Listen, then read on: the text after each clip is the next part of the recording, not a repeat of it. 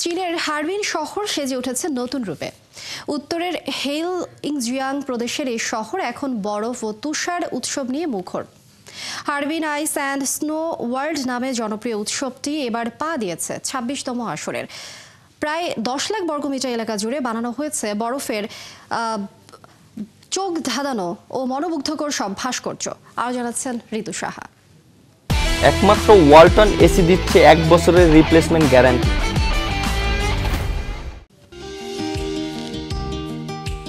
এ যেন রূপকথার কোনো এক স্বপ্নের জগৎ।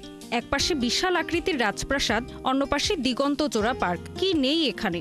পাখির চোখে দেখলে মনে হবে সত্যি হয়তো বাস্তবে এসে ধরা দিয়েছে রূপকথার গল্পের কোনো এক ওয়ান্ডারল্যান্ড।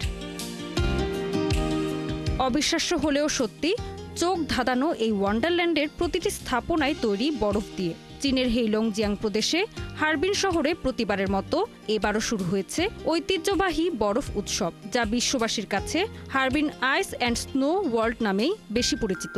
এবার ২৬তম বছরে পদার্পণ করেছে এই স্নো ফেস্টিভ্যাল।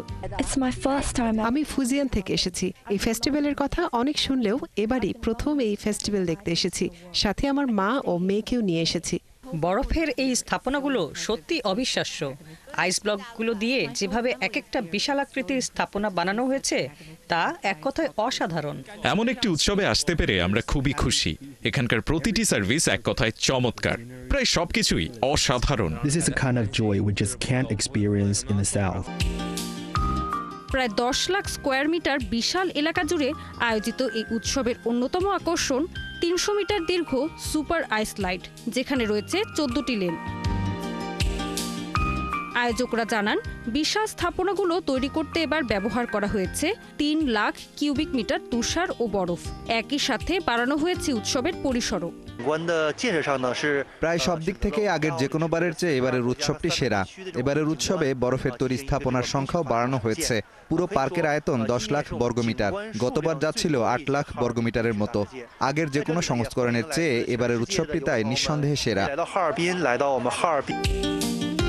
এবারের উৎসবে কেবল চীন নয়, তৈরি হয়েছে ৪২টি দেশের বিখ্যাত সব স্থাপনার আদলে বরফের তৈরি ভাস্কর্য।